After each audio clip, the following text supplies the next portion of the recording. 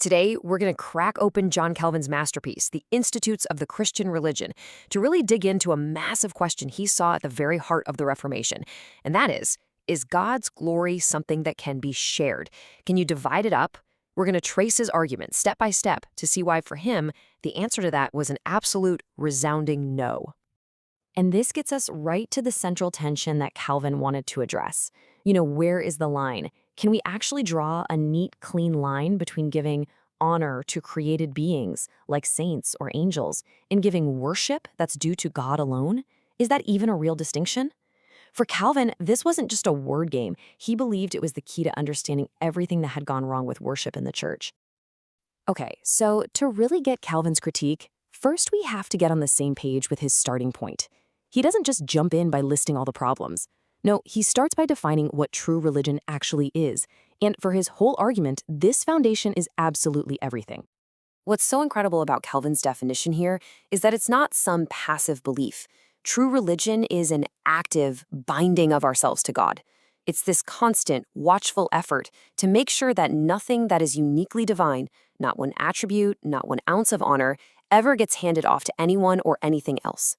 And Calvin is quick to show that this isn't just his opinion. He anchors this whole idea in how God reveals himself in Scripture, like in Exodus 20.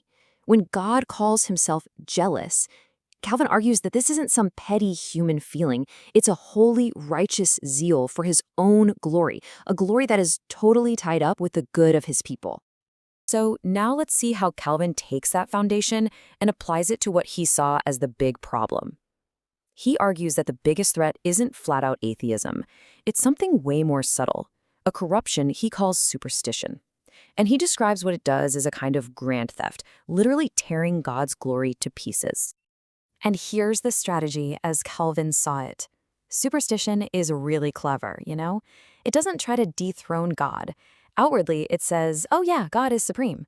But then it crowds the stage with a whole bunch of lesser figures and starts handing out God's divine jobs. In practice, he says, you might end up praying to one saint for protection and another one for healing, basically parceling out the roles that belong only to God, our sovereign Father. This is the perfect picture of what Calvin meant when he said God's glory is rent asunder. The honor that belongs to God, which he argued has to be a perfect, indivisible whole, just gets fragmented. A piece goes to this angel, a slice goes to that saint, and pretty soon, what's left for God is diminished. And from Calvin's perspective, a diminished honor is no honor at all. All right, so you might be asking, how in the world was this practice of honoring saints and angels justified theologically? Well, Calvin zooms in on one specific distinction that was at the center of the whole debate, a distinction built on two Greek words, latria and dulia. So here's how the argument was set up. Latria, they said, was the highest form of worship and adoration, and yeah, that was reserved only for God. But dulia, on the other hand, well, that was presented as a lesser kind of honor or veneration, something totally appropriate for saints and angels. On the surface, it seems like a neat solution, right? It creates two separate boxes for reverence. But this is where Calvin, the trained humanist scholar, really digs in. He goes back to the original Greek words themselves, and he points out that while latreia can mean worship, the word douleia actually means servitude or even slavery, a word that to him implied an even more total and complete commitment. And this leads him to what he sees as this deep illogical irony. I mean, think about it. If douleia means total servitude and latreia just means honor, he basically says it's absurd to assign the greater act, servitude, to creatures, while leaving the lesser act, honor, for God. From his point of view, the whole distinction just collapses under its own flawed logic. But look, as interesting as the Greek debate is, for Calvin, that wasn't the final word, not even close. The final court of appeal was always Scripture. And he argued that the Bible itself makes no neat distinction between different types of religious reverence. His first piece of evidence comes from Galatians. When the Apostle Paul is calling out the Galatians for their past idolatry, the Greek word he uses for their forbidden service to false gods is douleia, and Calvin just pounces on this. Paul is using the very same term that was later set aside for acceptable honor to describe pagan worship. For Calvin, that's a huge blow to the whole distinction. And he doesn't stop there. Next, he takes us to Christ's temptation in the wilderness. Satan doesn't ask for a specific category of worship. He just says, bow down to me. And Christ's response is just absolute. You shall worship the Lord your God, and him only shall you serve. Calvin's big takeaway here is that it's the act of religious reverence that's the issue, and that act is indivisibly owed to God. This example from Revelation was also so crucial for Calvin. You have the Apostle John completely in awe, and he falls down before an angel, but the angel's reaction is immediate and sharp. Don't do that, worship God. Calvin argued that even with the best intentions, the physical act of bowing down in reverence before a creature was seen as taking something away from God's unique glory.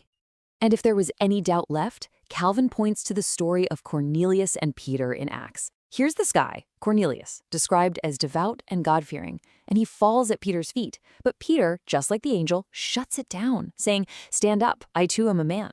For Calvin, this just proved the point. Even the most godly people can't safely walk this supposed line without accidentally giving away honor that belongs to God and God alone. So, after laying his foundation, taking apart the counterarguments, and building his case from Scripture, Calvin brings us all the way back to his one central unifying principle, the absolute total integrity of God's honor. In this, right here, this is the heart of his entire argument about worship. True piety for Calvin means we are zealous guardians of God's glory. We can't let even the smallest particle, not a shred, of the reverence, trust, and praise that is due to the Creator be diverted to a creature. He must keep what is his own. Calvin saw this principle pointing toward this incredible future hope in the prophet Zechariah, a day when all the ambiguity is gone, when there's zero confusion about who we worship. There will be one Lord, and his name and his glory will be perfectly, beautifully one. He believed that future reality has to be our unwavering standard for worship right here, right now. And that leaves us with a really challenging question to reflect on. If we take Calvin's argument seriously, that every act of religious reverence belongs to God and God alone, well, what does that mean for our worship today?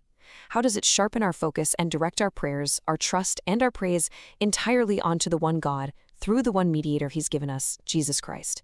It's a question that gets right to the core of what it means to practice reformed thinking in our own lives.